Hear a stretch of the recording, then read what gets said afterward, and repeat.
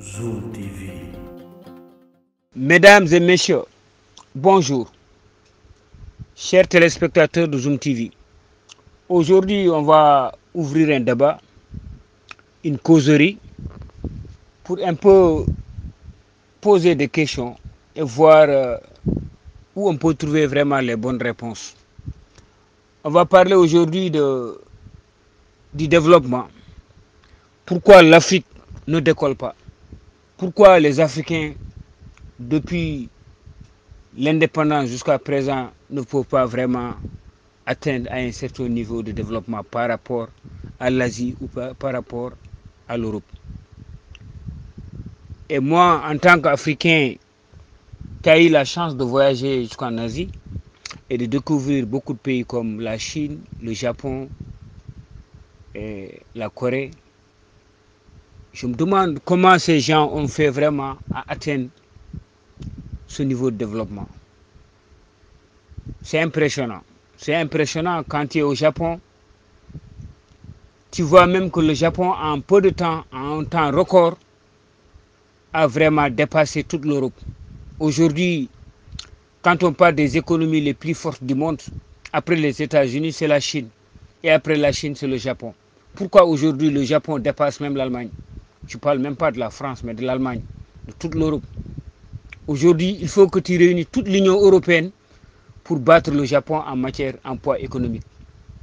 Or que pris par pays individuellement, le Japon les coiffe tous. Que ce soit l'Allemagne, la France, l'Angleterre ou tous, le Japon les dépasse. Et c'est extraordinaire. Et par rapport à l'échec de l'Afrique, est-ce que vraiment la faute est du ressort de nos gouvernements? Ou bien est-ce que la faute aussi est du ressort des citoyens? Voilà la question. Parce que quand tu arrives d'abord dans des pays asiatiques, la chose la plus frappante, c'est la discipline, le respect de l'autre, la franchise et l'honnêteté. Et dans des pays comme le Japon, c'est très frappant. D'abord le travail. Le travail, c'est la religion. Ici, à 5 heures du matin, c'est le top départ. Tout le monde est au travail. Et d'ailleurs, c'est impressionnant puisque le Japon a un PIB ou bien un taux de chômage le plus bas de toute l'Europe. Ici, il n'y a pas assez de chômage. Quand on chôme, c'est parce qu'on ne veut pas travailler. Et les Japonais aussi sont des gens vraiment qui font beaucoup dans la recherche. Ils font beaucoup dans la recherche et ils privilègent aussi l'éducation. Ici, l'éducation aussi est presque une religion. L'éducation et le travail, ces deux couples forment vraiment la force du Japon. D'abord, pour parler du Japon, là où nous sommes, je dois dire que le Japon a quand même réussi quelque chose de grandiose, puisque le Japon quand même a reçu 2 bombes atomiques sur son sol, avec les villes de Hiroshima et de Nagasaki.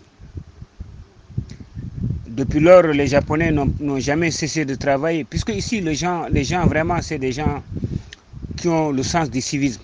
Les Japonais sont très fiers de leur pays et qui sont vraiment prêts à sacrifier se sacrifier pour le développement de leur pays. Et le gouvernement, je pense que aussi le gouvernement a fait de bonnes politiques pour son développement. Quand tu vois aujourd'hui l'économie japonaise, elle est championne partout. Elle est championne avec les grandes écuries industrielles japonaises.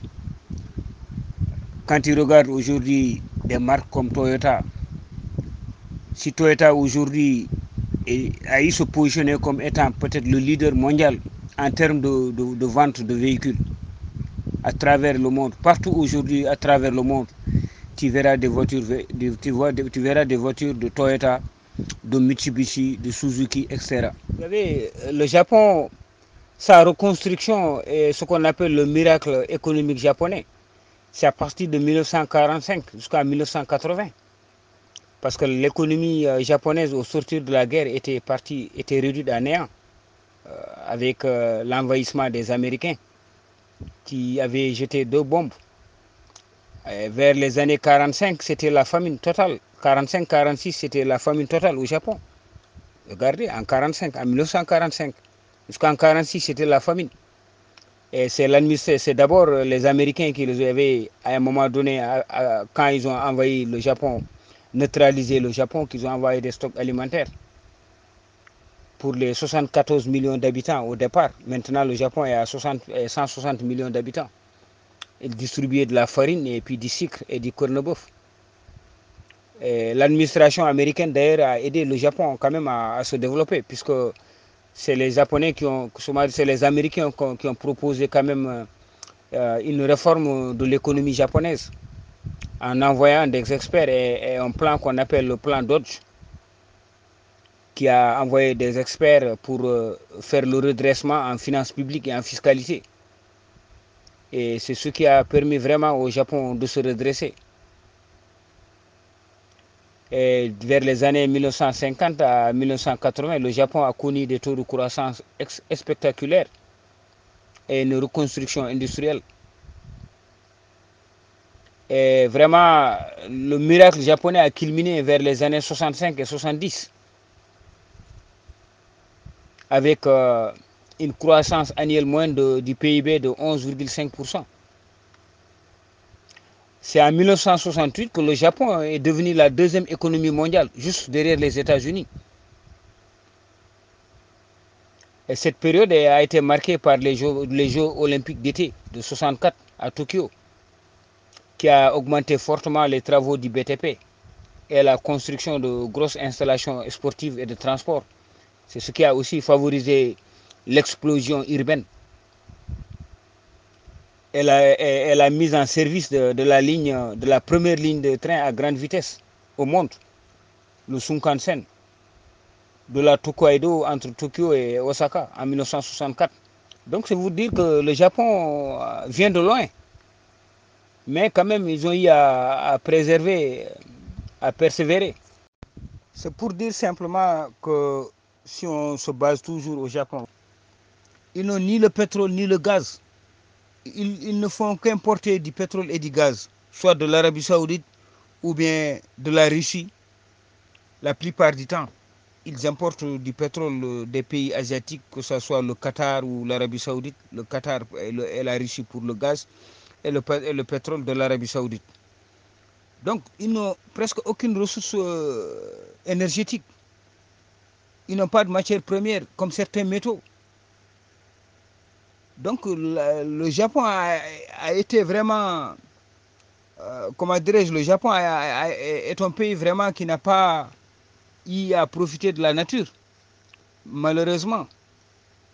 Et heureusement pour eux, c'est des gens qui ont quand même euh, orienté tout leur développement sur la recherche.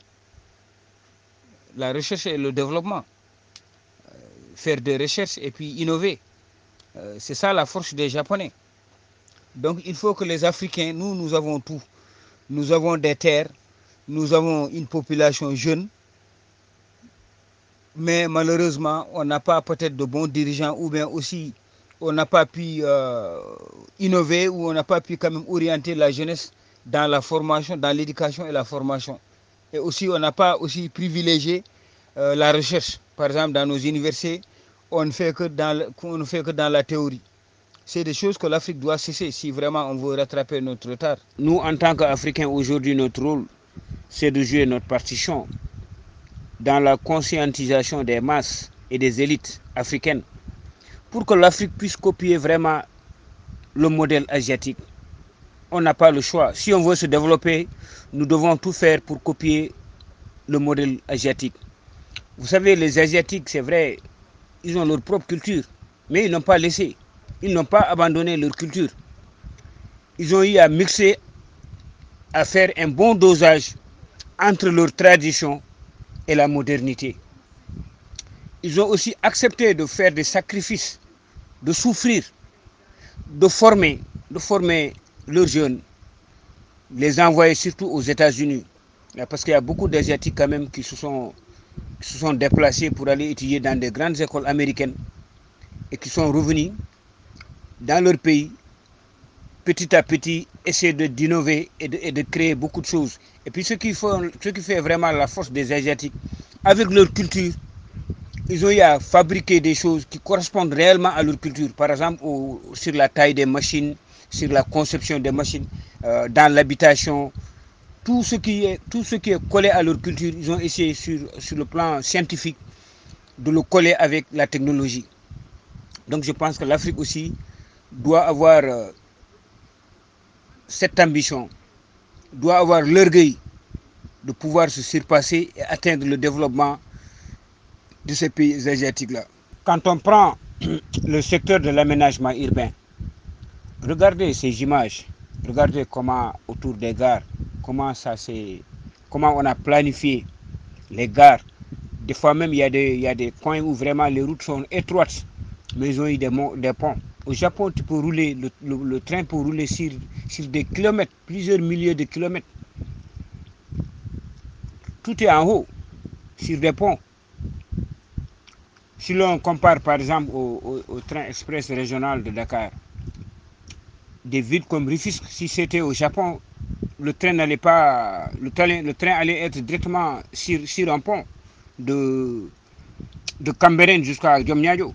Ici au Japon, il y a des ponts qui prennent par exemple la même distance que Cambérène jusqu'à Diomniadio, sans pour autant déranger ou bien nuire à certaines personnes. Je pense que ça c'est le vrai développement, la planification, l'aménagement urbain. Tu vas voir les jardins publics, on ne voit pas de déchets. Hein. Le citoyen même, il est conscient que ici, je ne dois même pas fumer de la cigarette et le jeter par terre. Il y a des poubelles, il y a des places où vraiment réservées aux fumeurs. Hein. Les bus, il y a ce qu'on appelle les bus de rabattement.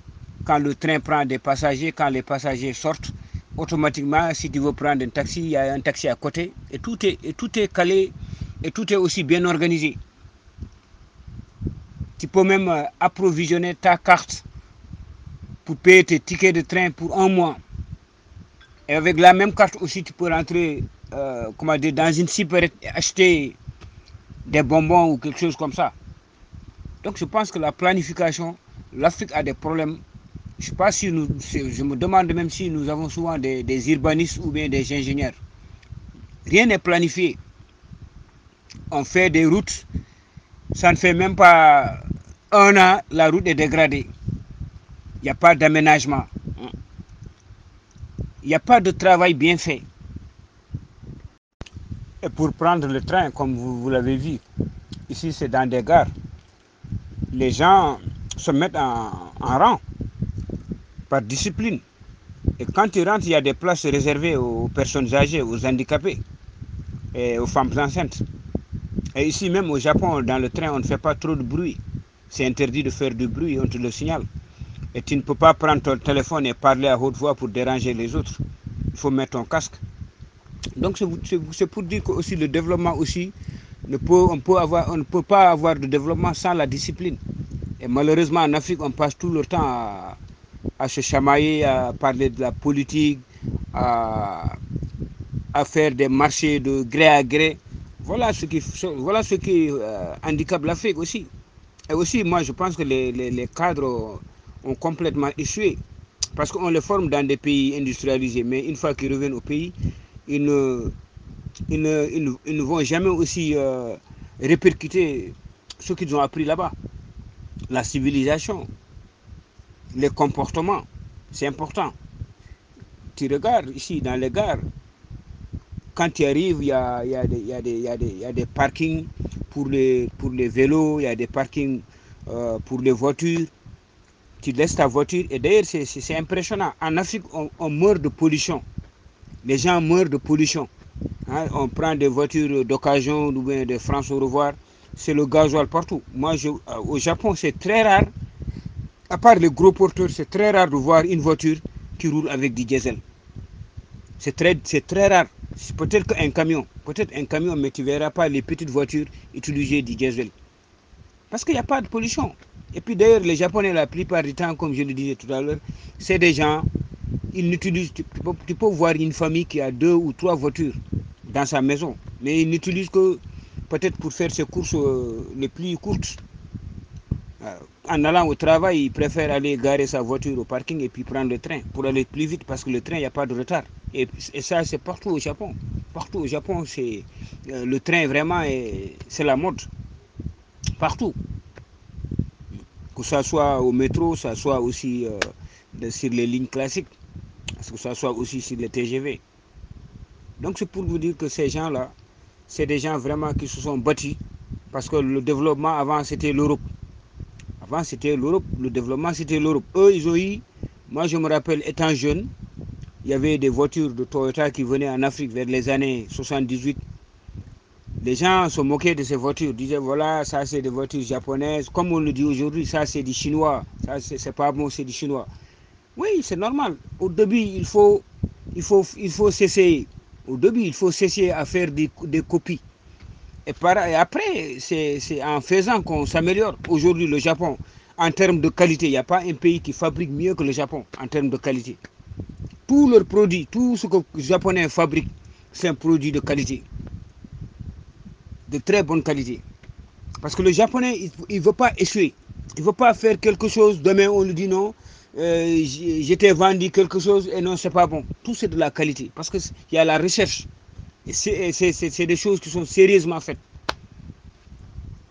Et vous voyez ici, les gens, on parlait tout à l'heure du diesel. Ici, les gens n'utilisent pas le diesel. Très rarement, à part les gros porteurs, comme je l'ai dit tout à l'heure. Ici, on est à l'ère du, comment on appelle ça, du hybride.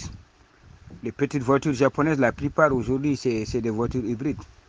Et d'ailleurs, quand ils regardent la ville, dans beaucoup de maisons, les gens ont des coins de branchement. Tu viens, tu gardes ta voiture et tu, comme un ordinateur portable ou bien un téléphone, tu charges ta voiture pour faire tes courses sans utiliser du carburant. Ça, c'est le développement, c'est la recherche. Vraiment, et les voitures japonaises. Et aussi, l'avantage des Japonais en matière de véhicules. Tu sais, en Afrique, toujours, on dit voilà, parce que souvent, j'entends les mécaniciens en Afrique dire voilà, non, la voiture japonaise, elle ne chauffe jamais par rapport à d'autres voitures européennes. Oui, parce que le Japon a eu la chance. Vous savez, le Japon, ils ont la chance quand même d'avoir deux climats. Je pense que qui les a beaucoup aidés à fabriquer leurs voitures.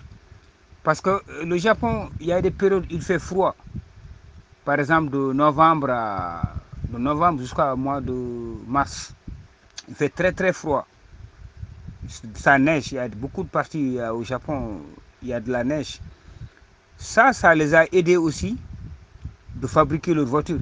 Et maintenant, quand il prend du mois de juin jusqu'à vers octobre, l'Afrique, le Japon est tellement chaud, je dois dire même peut-être plus chaud que l'Afrique, plus chaud que le Sahel. Et ça les permet, quand, en fabriquant leur voiture, de faire des essais. C'est pourquoi quand ils fabriquent, leur voiture est très bien adaptée à l'Afrique. Parce que eux, comment dirais-je, le climat, ils ont un climat très chaud, des fois qui atteint jusqu'à 40 degrés. À cette période, par exemple, du mois de juin, il fait excessivement chaud, jusqu'à 40 degrés. Donc ça les permet de fabriquer quelque chose qui est adapté aussi à l'Afrique. Et aussi, ils ont un terrain, par exemple, ils ont comment dire, des montagnes et tout ça. Ils ont vraiment, comment dirais-je, un sol quand même qui ressemble un peu au sol africain. Tout ça, ça les aide de confectionner leur technologie. Quand tu regardes le BTP ou bien les tracteurs Yanmar, Yanmar c'est une grande marque de tracteurs et très performant. Donc c'est dire que le Japonais aujourd'hui, à part le riz, certaines denrées alimentaires qu'il importe par exemple, ou bien la viande, parce que eux, quand même, il y a des secteurs quand même où ils sont faibles. Par exemple, dans l'agriculture, les Japonais n'ont pas assez d'espace pour faire de l'agriculture comme ils veulent. Mais ils ont la mécanisation. Ici, au Japon, on va revenir sur ce sujet, sur l'agriculture. Au Japon, presque c'est 2% ou 3% qui nourrissent la population. C'est des vieillards, c'est des gens de 70 ans qui font l'agriculture, contrairement à l'Afrique. Ici, c'est les gens qui ont 70 ans. Eux, toute leur économie se repose sur la recherche et le développement. Ils recherchent, c'est dans la technologie qu'ils ont basé, parce que c'est une économie de service. C'est que le problème, moi, quand je suis au Japon, je sais que vraiment, ces gens-là, ils ont vraiment organisé leur développement. Vous voyez, les Japonais aujourd'hui, je ne sais pas, je ne connais pas vraiment l'historique, mais je sais qu'aujourd'hui, des firmes comme Toyota, comme Mitsubishi, comme Hitachi, comme Fujitsu, comme Kodak, Canon, Daikin, Sony, Yamaha, Suzuki. Donc, ouais, toutes ces mastodontes japonaises, quand ils regardent, ils sont sur toutes les filières. Parce qu'aujourd'hui, en Afrique, quand on parle de Mitsubishi, ou bien de Toyota, ou bien de Suzuki ou Yamaha, on pense simplement, comme Mitsubishi, ils ne fabriquent que les voitures. Non, Mitsubishi aujourd'hui, je ne sais pas si c'est le gouvernement japonais a investi dans ces firmes, mais ils sont partout. Ils sont dans l'électroménager. Aujourd'hui, quand tu vois les machines de linge, hein, tu regardes les réfrigérateurs, tout ce qui est machine, tout ce qui est les petites machines de maison aujourd'hui, tu vas voir des marques comme Mitsubishi qui ont investi. Tu vas voir des marques comme Toshiba, hein, comme Hitachi, dans tous les domaines. Dans tous les domaines. C'est pour dire que vraiment, eux, actuellement, les Japonais, c'est pratiquement, si ce n'est pas le secteur alimentaire, je pense que si ce n'est pas le secteur alimentaire, ils importent peu de matériel. Les frigos, comment dire, certaines machines n'en ont pas besoin d'importer parce qu'ils ont réfléchi jusqu'à pouvoir fabriquer ça et le vendre ailleurs, dans le monde. Et malheureusement, toutes ces machines ou bien toutes ces technologies qui ont été faites, la matière première vient de l'Afrique ou de l'Amérique du Sud, soit du Brésil ou bien du Gabon, du Congo, du Sénégal, partout, de la Côte d'Ivoire, partout en Afrique. C'est les matières premières africaines aujourd'hui qui sont utilisées pour alimenter l'industrie mondiale. Pourquoi les Africains ne peuvent pas se concerter à l'Union africaine, unir leurs forces et monter une entreprise, par exemple le bauxite guinéen, pourquoi pas toute l'Afrique, hein? On monte une société pour tous les Africains, que tous les gouvernements africains mettent de l'argent et qu'on raffine cette matière première là-bas au niveau de la Guinée. Pareil pour les autres matières premières dans d'autres pays, que la Zambie par exemple qui a du cuivre. Pourquoi pas les Africains ne peuvent pas s'unir leurs forces, l'Union africaine, que chaque gouvernement apporte quelque chose et la matière première qui est sur place, on la transforme, on la raffine là-bas. Et quand les Européens ou bien les Asiatiques viennent, là, les matières premières sont fixées à partir de l'Afrique. Et récemment, nous avons visité ici une école, l'école des moteurs. C'est-à-dire ici, les gens font la formation professionnelle d'une manière pointue. On prend un moteur et on donne aux étudiants de démonter le moteur, de dessiner des dessins industriels et puis monter pièce par pièce. Je pense que c'est comme ça. Faut pas. L'Afrique, le problème de l'Afrique, toutes les études sont faites en théorie. On théorise. On a des ingénieurs sur papier. Il faut que nos ingénieurs aussi qu'on les amène dans les universités, on leur demande de fabriquer des moteurs. Copier, voir comment les autres ont pu fabriquer des moteurs. Pourquoi nous, on ne peut pas l'essayer? Même une lampe, on n'arrive pas à produire des lampes. Il faut de la recherche. Tout comme la médecine. On a beaucoup de plantes que nos ancêtres utilisaient. Pourquoi pas faire des recherches et essayer de moderniser ça? Aujourd'hui, quand tu regardes l'électronique, les ordinateurs, Fujitsu, ils fabriquent, Sharp, ils fabriquent. Les téléviseurs, la même chose. Ils vendent partout dans le monde. D'ailleurs, aujourd'hui, l'Asie, à part iPhone aujourd'hui, tu vas voir que des marques comme Samsung en Corée. Tu vas voir aussi des marques de Sony, Sony Aicos. Beaucoup de marques japonaises. Les montres, tu vas voir Seiko et autres. C'est des références. Il faut que l'Afrique puisse copier l'Asie. Il faut que les Africains viennent non seulement acheter de la technologie asiatique, et moi je pense que la coopération, surtout entre le Sénégal et le Japon, les gens n'ont pas vraiment développé cette coopération comme elle doit se faire. Le Sénégal aujourd'hui a besoin du Japon. Le Sénégal a besoin du Japon sur beaucoup de domaines. Aujourd'hui, le Japon, il y a des industries, peut-être que le Japon n'en a plus besoin. des petites unités industrielles qui peut être déplacées, même si c'est le gouvernement je pense que c'est le gouvernement qui doit prendre les devants.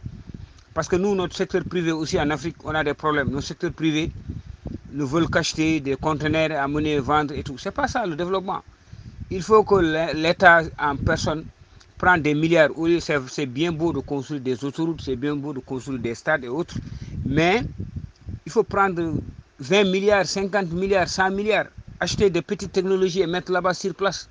Et là aussi, on va, avec la technologie, donner la chance à nos étudiants de voir et de copier et voir quelles sont les matières premières qui rentrent dans ces matières, dans ces produits-là, et essayer de les fabriquer.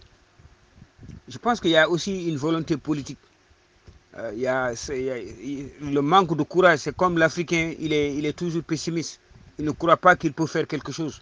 Et pourtant, il y a des Africains, je l'ai dit récemment, il y a des Sénégalais qui viennent ici au Japon, on les met dans des usines, on les montre même le robot, comment l'utiliser, et il le fait. Et il le fait. Peut-être qu'il pouvait le faire chez lui. Si vraiment l'État avait mis en place, le secteur privé avait mis en place ces outils. Les Africains, ils apprennent très vite. Mais malheureusement aussi, il n'y a pas de politique pour encadrer tout ça. Bon, je pense que cette vidéo, on va essayer d'être un peu court et revenir largement parce qu'on va faire des séries de diagnostics, des séries de reportages sur la vie au Japon, les technologies japonaises, le développement du Japon, l'aménagement urbain, l'agriculture japonaise, la sécurité sociale au Japon, comment elle est vraiment organisée, la poste et comment dirais-je l'immigration au Japon, tout ça c'est des sujets vraiment, parce que là il faut qu'on développe ces sujets pour aider nos gouvernements et puis aider aussi les populations à avoir une prise de conscience. L'initiative privée en matière d'investissement, je pense que c'est important, c'est ce qui peut aujourd'hui aider l'Afrique à se développer. Mais il faut aussi d'abord l'éducation, il faut qu'on forme les gens. C'est pas former simplement qu'on a le diplôme. Non, non, non, non. Quand on forme, il faut créer des centres de référence où il y a des moteurs. On amène les étudiants, on leur dit de démonter les moteurs, de dessiner les moteurs et de voir comment, et des grandes machines de tournage. On ne peut pas parler d'industrie aujourd'hui, de dire oui, on fait des formations professionnelles sans enseigner les gens le tournage, l'électromécanique, la robotisation, hein, et d'autres choses. Hein. Il faut qu'on forme les gens sérieusement. Ce n'est pas parce que j'étais à l'université et j'ai eu mon doctorat. Tu as un doctorat, tu n'as jamais touché à une machine. Tu es un ingénieur, tu n'as jamais touché à une machine. Tu ne connais pas la machine là, comment elle fonctionne. Je pense que ça aussi, c'est ça le problème de l'Afrique. Ce n'est pas avoir des diplômes d'ingénieur. Quand on est ingénieur, il faut d'abord faire la pratique. Parce que ici, ces pays-là, même si tu es calé, si on te donne le travail que tu n'arrives pas à le faire, les gens contestent ton diplôme. Tous ces gens qu'on forme ici, c'est parce que des gens, on te donne ton diplôme. Après, si tu as fait les études théoriques, d'abord, tu es à l'action. On t'envoie peut-être dans, comment dirais-je, dans une salle équipée et on te permet de faire des recherches, monter des choses sur place. Et après aussi, le gouvernement soutient. Je pense que c'est ce que l'Afrique doit faire. On peut vraiment rattraper le retard technologique. Puisque les matières premières sont là-bas. On a du fer, on a du bauxite, on a de l'aluminium, on a du cuivre, on a tout. Mais on n'arrive pas à fabriquer des machines. C'est ça le problème. Il faut, pour que vraiment l'Afrique puisse s'industrialiser, il faut vraiment enseigner aux gens comment fabriquer certaines machines. Des machines agricoles, des petites machines agricoles. Jusqu'à présent, en Afrique, on utilise des chevaux ou bien des ânes pour faire l'agriculture. C'est malheureux. On doit dépasser ça. C'est pourquoi jusqu'à présent, on est obligé d'aller en Russie pour demander que les gens libèrent les céréales. C'est normal. Puisqu'on ne cultive pas, on a beaucoup de terre, on ne cultive pas. Même une machine de forage, on ne peut pas le fabriquer. Or que l'Afrique aujourd'hui, dans chaque pays, on doit pouvoir faire des machines, fabriquer des machines de forage et le distribuer à tous les paysans.